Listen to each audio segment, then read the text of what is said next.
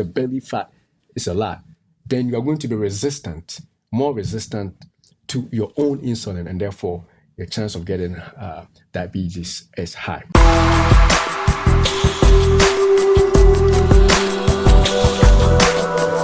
The factors that we can change so that we don't get diabetes or we don't get prone to diabetes. And the first one is being overweight.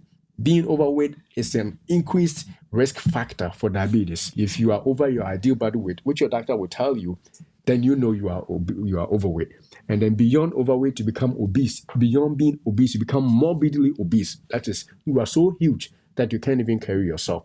And being overweight itself, before you become even obese, just being over your normal weight is a risk factor for diabetes. Mm-hmm.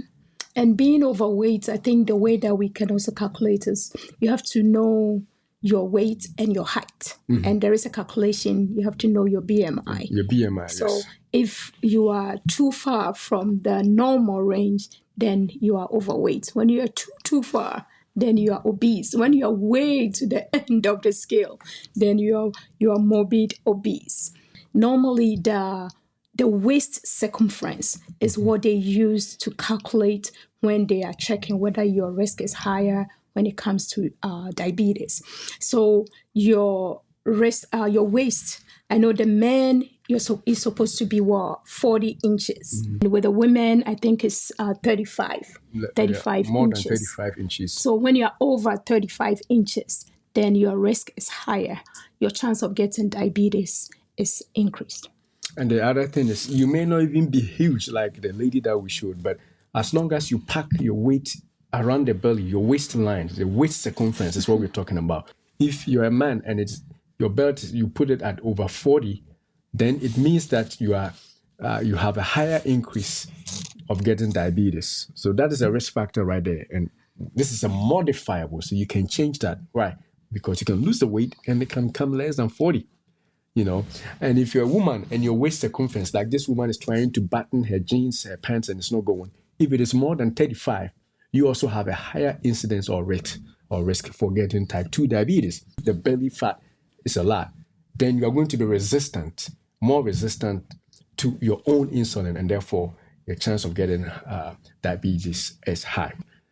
And so if you have the chance to lose your weight around your waist, bro, you got to take that chance, because everything is adding up to increase your chance of getting diabetes. But you got the power to control this one. So the other modifiable risk factor, another risk factor that you can change, is physical inactivity.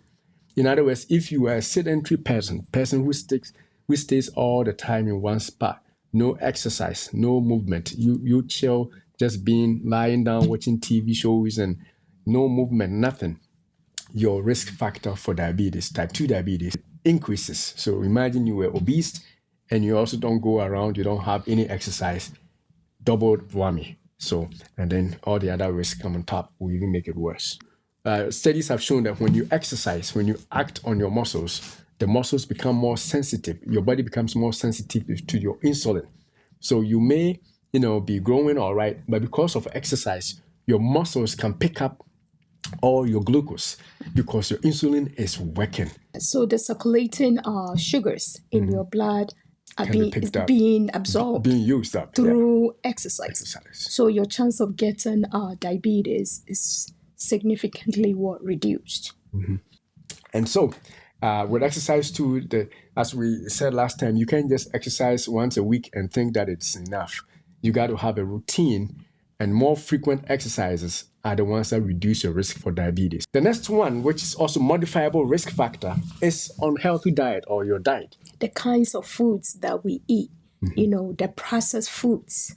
The processed foods is so processed to the point that, so it doesn't really take its time for it to be absorbed slowly because of the state at which we are eating the food. If you like to eat processed foods, everything you eat is processed. And, let's break it down. Processed food is foods that have been broken down already before you eat.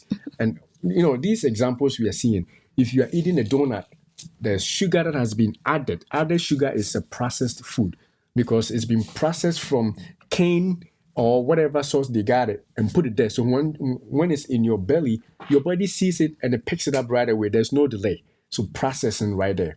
Any other food, even if it's bread, it mailed and then it has been refined to make it nice and white and clean. All the fiber has been removed. Processing right there. You eat it and right there, boom, your blood sugar goes up. If it is a meat and it's processed, same thing. Everything you eat that is processed, sweet, everything that tastes sweet, everything that has been passed through multiple channels of processing to make it before you eat it is processed. And those release sugars quick into your into your bloodstream, and thereby increase your chance of getting diabetes. If it was a bread or bagel that you eat, you buy a whole grain whole grain sauce so that it is not completely mashed up into its constituent ingredient. You can still feel the grains in there. So when it goes in your belly, your body will take time before it can pick up the glucose. That way, your glucose levels don't spike the moment you eat. But if you're eating a sweet donut, oh man, it goes, my goodness, it goes into your bloodstream just as you put it in your mouth. Your sugar gets absorbed right there from your mouth. It starts going down. Why? Because it's been so broken down into the lower level glucose. You can decide from today that I'm not going to eat any processed foods, and you can do it. Start going to the whole food stores and buying your full grains. So anything that you eat, you can buy the unprocessed now.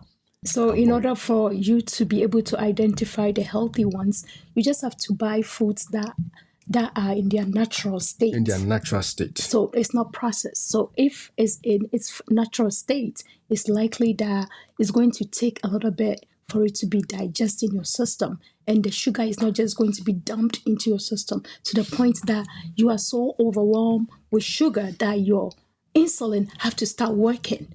And it works so hard, so fast, so hard. And it's always on the higher level. So if you keep putting in the refined sugars and all the processed foods, it means that you are overworking your pancreas. The beta cells are being overworked. And all that it takes is time, right? It's going to get to a point that it becomes very resistant. Now, when we say eat foods in their natural state, some of these things come natural. Cut the amount and the size of your starchy foods like rice, fufu, dumpling, cassava, plantain, what else, burgers, whatever it is. Start it off with a green, non-processed food, and hopefully it will fill you first so that you won't have to use a lot of those processed foods. With the donuts that is showing, sometimes some of them is glazed. Mm-hmm. I tasted that not long ago, and I'm like, what?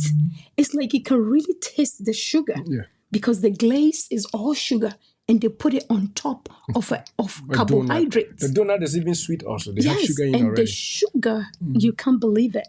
It's so much that if you binge on such foods, your chance of getting diabetes is very, very high. And on top of it, you're going to do the coffee, and sometimes, I don't know, whether they close their eyes to pump the sugar in. Well, you got to ask. I'm like, why? It's like you have to be specific when you are ordering, right? You cannot just say that you want sweet and milk. They close their eyes and pump. If you say cream and sugar, they will just saying pound the it. numbers, then of course they wouldn't make you feel the tongue on your tongue that is sweet. You said sweet, so it got to be sweet, right? And you taste it, and you're like, seriously? Yeah. You people are selling diabetes right here. Mm-hmm. Because this is a modifiable risk factor that we can modify. If you don't modify this, then you have no control by anything. These things you can change. The rest that are not modifiable, we agree. You can't do anything about it. And then the last, I think, risk factor, cholesterol. It's not on a healthy diet again. So if you have a high cholesterol levels in your blood, then you also have a high incidence of diabetes. Your risk for diabetes, type 2 diabetes in particular, increases if your cholesterol levels are high. Yeah, so like if your triglycerides are high and your HDL is low, the triglycerides can be broken down to sugars in your system. So if they are high, it's likely that your chance of getting diabetes is also increased. So definitely watch your cholesterol levels and ensure that you don't shoot it up against what you need it to be.